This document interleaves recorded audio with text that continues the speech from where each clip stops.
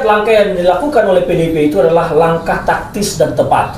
Tepat untuk apa? Menyelamatkan demokrasi ini supaya jangan terulang ke depan hal seperti ini. Maka PDIP tidak boleh diam. Justru kalau PDIP diam, saya juga sebagai kader akan protes. Ini partai kenapa diam? Tapi kita harus melakukan langkah-langkah taktis dari sisi hukum, nanti implikasinya ke politik, untuk menyelamatkan demokrasi supaya hal seperti yang dilakukan oleh Jokowi ini tidak terulang ke depan. Maka langkah Bang Gayus Lumbun sebagai tim hukumnya PDIP mengajukan gugatan ke PT UN terkait dengan keabsahan pendaftaran Gibran Raka Buming Raka yang memang diterima KPU dalam sementara aturan syarat capres-cawapres itu belum dirubah. Nah, ini menurut saya harus ditempuh karena memang tidak boleh negara ini dipimpin oleh yang cacat secara aturan, secara adat, secara etika. Maka kalau nanti proses di PT UN ini berjalan dan contohnya dikabulkan permohonan ini, dinyatakan Gibran tidak sah, memang tidak akan membatalkan putusan MK, tidak akan membatalkan pemilu, tetapi kemudian ini akan masuk dalam proses politik di DPR bahwa ada capres sekarang ini ilegal. Maka proses di DPR terjadi, kemudian dilempar ke MK dalam proses impeachment, dari MK masuk ke sidang istimewa MPR, ya maka Gibran harus rela memang dilengsarkan karena dia ilegal. Karena apa? Dasarnya dia cacat hukum, diterima pendaftarannya tidak sesuai aturan yang berlaku pada saat itu, meskipun adalah prasangka negatif, prasangka positif. Kalau menggunakan prasangka negatif, saya harus berasumsi dan melihat bahwa apa yang dibacakan oleh Mahkamah Konstitusi itu ibaratnya bagi saya hanya sebuah paduan suara yang akan indah ketika ada solo, sopran, alto, dan bass. Karena kalau seragam solo semua nggak enak didengar. Kalau alto semua nggak enak didengar. Kalau bass semua malah makin basi. Jadi harus ada perbedaan suara supaya terlihat indah. Kenapa saya berprasangka seperti ini? Karena saya melihat apa yang dilakukan oleh Pak Jokowi memang selama ini. Beliau ini memang kalau dalam tingkatan kepintaran, kalau ini kan pintar, cerdas, cerdik, licik. Beliau ini sudah tataran paling tinggi di licik, menurut saya. Jadi memang dia bisa mengakali aturan-aturan untuk melakukan hal yang ilegal, tetapi tidak bisa disentuh oleh aturan. Nah, saya melihat makanya kekuasaan Pak Jokowi itu begitu kuat. Kita bisa melihat bagaimana kekuasaan Pak Jokowi mengatur seenaknya saja di TNI maupun Polri. Apa itu dasarnya? Kita bisa melihat bagaimana kenaikan pangkat setiap jenderal-jenderal di sana itu tanpa melihat lagi senioritas. Suka-suka gue, yang penting dekat dengan gue. Kira-kira begitu. Inilah prasangka negatif saya terhadap putusan Mahkamah Konstitusi juga saya melihatnya begitu, bahwa adapun dissenting opinion ini hanya sebagai paduan suara yang supaya terdengar indah. Berarti setuju saja saya katakan bahwa ini sudah diatur? Sudah diatur supaya indah karena paduan suara. Kalau berprasangka positif, maka kita akan menggunakan analisis sama seperti yang disampaikan oleh Bang Ray. Ada kekakuan dari para hakim konstitusi kita untuk melihat kebenaran itu hanya dari hitam atau putih. Mereka tidak melihat aspek-aspek apa yang menghubungkan, apa yang keterkaitan. Salah satu yang saya mau lihat di situ, Mahkamah Konstitusi menyatakan tidak ada terbukti nepotisme antara Jokowi dengan Gibran. Bagi saya, anak kecil saja tahu itu sudah ada nepotisme. Dari mana dasarnya? Kalau kita mau melihat sejarah rekam jejak Gibran Raka Buming Raka, memang dia siapa sih di Republik ini? Sudah bikin apa sih? Pernah berbuat apa sih? Kalau dia bukan anak Jokowi, memang dia bisa jadi wali kota. Kalau dia bukan anak Jokowi, bisa jadi cawapres. Menurut saya tidak. Dan di situ ada hubungan yang bisa dibuktikan tidak kasat mata, tidak dalam berbentuk benda. Nepotisme itu ada. Karena apa? Karena faktor dia anak Jokowi lah, dia bisa dapat itu, dan itu nepotisme. Tapi kalau pola pikir hakim MK yang digunakan kemarin seperti yang mereka disampaikan, ya saya belum melihat dia meminum, maka saya tidak bisa katakan air minum itu adalah air minumnya Bang Ray. Nah, itu yang salah. Kalau yang lain kan menyatakan itu, kita bisa baca dari apa yang belum terjadi. Kita bisa tahu ini di depan saya, orang akan melihat ini adalah air minum saya, bukan air minum Abang, bukan minum airnya Jokowi, tapi air minumnya Ferdinand karena di hadapan saya. Kan seperti itu. Nah, inilah yang membuat saya sebetulnya sejak awal sudah pesimis. Dalam beberapa kali pernyataan saya bilang saya pesimis dengan proses yang ada, karena saya melihat Jokowi terus bekerja dengan kekuasaannya. Dengan kekuasaannya dia rancang ke sana ke sini. Meskipun itu tidak kasat mata, tapi kita bisa melihat. Sama seperti angin. Saya tidak usah sebut kentut, nanti terlalu nggak enak. Angin itu bisa kita rasakan, Pak, tapi tidak bisa kita lihat. Itulah yang dilakukan oleh Pak Jokowi. dia pasti melakukan segala sesuatu untuk meneruskan, menyelesaikan apa yang dia sudah rancang. Karena apa? Gibran ini rancangannya, bukan rancangan Prabowo menurut saya, tapi ini adalah rancangan Jokowi sendiri. Sehingga dia harus menyelesaikan itu, karena Jokowi dalam posisi ini akan sangat malu ketika apa yang dia rancang gagal. Dia lagi presiden masih. Jadi perspektif saya tadi melihatnya dari situ. Kalau berprasangka negatif ya seperti tadi, berprasangka positif ya itu. Dan kedua, kita juga harus melihat pandangan elit dengan pandangan rakyat. Kalau di elit tadi ya memang demikian, tapi kalau rakyat pandangannya pertama menolak, masa bodoh, dan bersyukur. Pendukung Prabowo bersyukur.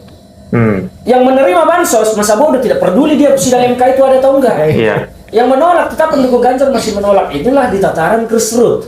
Tapi kalau di elit ya tadi ada yang menolak, menerima dengan catatan. Ini mungkin bergening belum selesai, makanya perlu catatan. Ada yang menerima bulat-bulat seperti disampaikan Bang Rey, harapannya diajak dikasih kursi. Kan inilah politik elit kita yang berbeda dengan politik cara berpolitik masyarakat kita. Masyarakat kita itu berpolitik memilih, harapannya ada perubahan untuk nasibnya ke masa depan. Elit kita melakukan politik itu gambaran ntar gue dapat apa, berapa banyak di titik mana. Kan itulah perbedaan masyarakat kita dengan elit sekarang berpolitik. Makanya saya bilang tadi, kalau di bawah soal putusan MK ini ada 3: menolak, masa bodoh, dan bersyukur.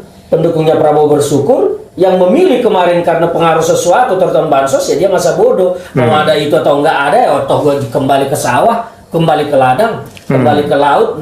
Itu masa bodoh mereka. Coba kalau disurvei lagi masyarakat di bawah itu, ngerti nggak persidangan, tahu nggak ada persidangan MK, mereka pasti akan jawab tidak tahu.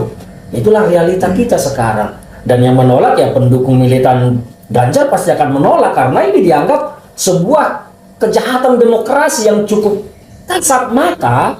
Anginnya itu keras menerpa kulit, tapi kita tidak bisa lihat siapa yang bertiup ini. Nah kira-kira seperti itu kalau melihat saya. Apakah PDIP masih belum move on menerima pengumuman ini? Karena hari ini tadi itu Pak Gayus Lumbung menyampaikan bahwa KPU jangan umumkan dulu karena masih ada gugatan ke PT UN. Saya begini, saya ini adalah kader PDIP. Saya melihat langkah yang dilakukan oleh PDIP itu adalah langkah taktis dan tepat.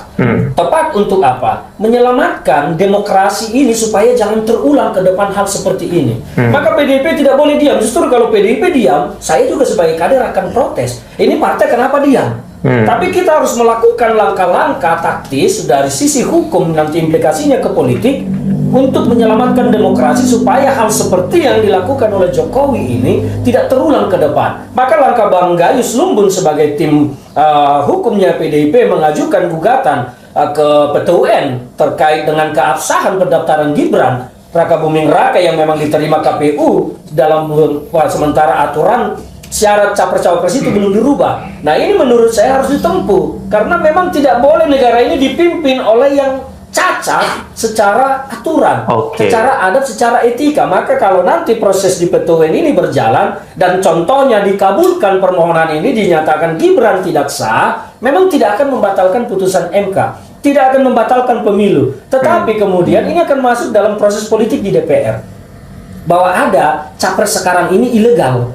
Maka proses di DPR terjadi, kemudian dilempar ke MK dalam proses impeachment. Dari MK masuk ke sidang istimewa MPR, ya maka Gibran harus Kembali lagi bersama saya di channel video ini. Kita melihat cuplikan video yang begitu sangat menarik, namun di sini disampaikan para netizen bahwasanya mantap, jangan sampai wakil presiden menjadi beban, bukan membantu presiden karena kelicikan Mulyono. Nah, semoga sesegera mungkin untuk dicopot karena sangat memalukan dunia. Sangat mendukung pemakzulan wapres ilegal dan catat hukum sesegera mungkin biar Indonesia segera sembuh dari sakit yang berkepanjangan. Nah, tunggu Fafa dicopot baru seluruh rakyat Indonesia bersyukur. Sangat senang saya mendengarnya ya. Semoga benar-benar terwujud Gibran dicopot diganti yang lebih mumpuni. Ayo cepat makzulkan Fafa, ganti dengan yang baik. Nah, obat Majura bisa tenang bila Gibran dimakzulkan atau terhormat mundur sendiri, tapi rasanya bila mundur sendiri mustahil.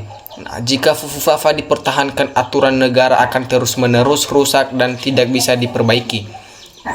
Nah, buat keadilan bagi seluruh rakyat Indonesia dari kaum dinasti yang haus kekuasaan, makzulkan Gibran anak Mulyono biar tenang Pak Prabowo bersama rakyat. Presiden kita harus tegas melawan segala kendoliman di Indonesia yang kita cinta ini. Ya, lebih baik cepat saja mau maju saja sudah melanggar undang-undang karena pamannya. Mudah-mudahan secepatnya biar Pak Prabowo fokus memikirkan rakyatnya. Semoga aja ganti wapres benaran terjadi. Makanya pamol pulang kampung saja bahwa itu keluarga punya jabatan gak ada arti, hanya cemooh di ujung kinerja. Nah, betul masih banyak yang tidak dicatat rakyat Indonesia untuk menjadi pimpinan Indonesia. Duduk manis aja malu di muka dunia. Nantinya semua berakhir dengan baik, kejahatan akan hancur, yang jadi pemenang kebaikan kejujuran rakyat. PDIP memang sudah matang dalam mengambil keputusan mendepak Jokowi dan anaknya serta mentunya, partai yang betul-betul memiliki roh demokrasi dan taat konstitusi negara Republik Indonesia. Nah, mudah-mudahan demokrasi terpelihara dengan baik dan tegaknya konstitusi di negara ini. Hukum harus ditegakkan sehingga tidak sewenang-wenang menginjak konstitusi, harusnya melanggar konstitusi harus diadili. Ya, pemerintahan adalah sebagai contoh bagi generasi bukti berikut yang mengurus negara ini. Ini ada pula yang terbukti penjabat korupsi ini dipelihara oleh rezim, gunanya dimanfaatkan untuk kepentingan nafsu kekuasaannya. Nah, ujung-ujungnya ngumpulkan cuan untuk pribadi dan keluarga. Ini bukti menggunakan jabatan untuk kepentingan pribadi.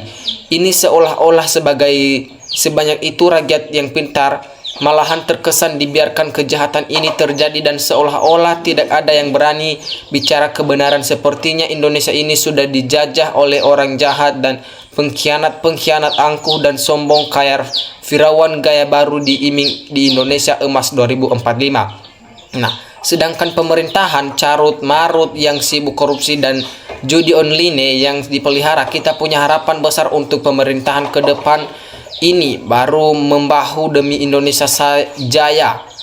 Nah, negara kita ini adalah negara demokrasi dan negara yang santun dan negara yang berkeadilan. Dari itu siapa yang salah harus diadili hukum. Nah, bagus untuk kedepannya agar lebih baik PDIP. Oke, saya setuju keluarga Mulyono diajukan ke ranah hukum. Terlalu banyak yang dibuat Mulyono, negara jadi curut maret. Nah, pelajaran bagi orang tua agar jangan mencari pekerjaan buat anaknya yang tidak sesuai dengan kapasitasnya. Kalau baru mampu jadi ketua RT, maka suruh dia ikut pemilihan ketua RT agar bisa kerja dengan sesuai jabatannya.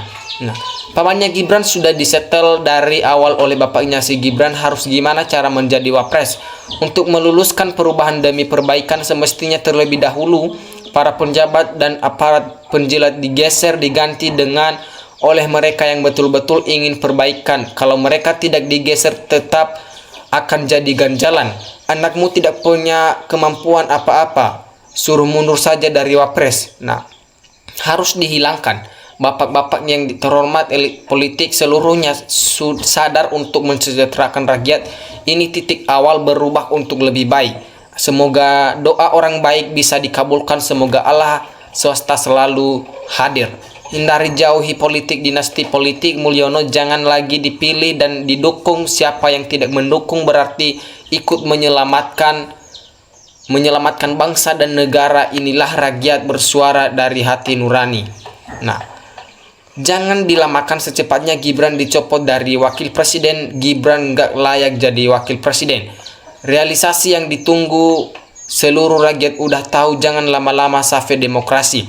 Uraian Bung Ferdinand memang bukan kaleng-kaleng. Teruslah Bung Ferdinand suarakan kebenaran biar rakyat 58% melek hukum. Kalau orang sudah tak percaya, rasa malu ya seperti inilah sudah berkhianat dan banyak pelanggaran masih tidak rela dipecat, masih saja melakukan segala cara dan upaya untuk berkelit agar tapi percaya dengan dirinya. Setiap kejahatan pasti ada hukuman dari Allah swasta karena Allah tidak suka dengan orang yang sombong dan zalim. Jokowi sudah banyak melakukan kejahatan pada rakyat Indonesia yang banyak dirugikan, hak-haknya dirampas sehingga hidupnya jadi menderita kemiskinan. Pemecatan Gibran harus agar demokrasi kita bisa baik seperti biasa, bukan mendukung PDIP tapi pendapat Megawati sama dengan pendapat masyarakat. Nah, saya rakyat kecil setuju sekali kalau memang benar-benar dicopot jabatannya kalau seandainya memang ada penjabat negara yang sekolahnya tidak jelas selalu melakukan citraan pada rakyat pura-pura merayat. Jangan marwah demokrasi, siapa yang merusak demokrasi harus terima konsekuensi, jangan mentang-mentang. Nah, jabatan kalau dasarnya didapat dengan cara-cara yang tidak baik, maka hasilnya juga pun akan memalukan. Nah, mantap, setuju. Kedepannya jangan lagi ada pemimpin seperti Pak Jokowi pertahankan demokrasi. Maka gercep ayo segera menyatu satukan langkah. Baguslah, setuju. Semoga benar-benar berita ini benar-benar sesungguhnya. Ingin menyaksikan gimana upaya yang dilakukan secara nyata, bukan hanya penuh di perkataan.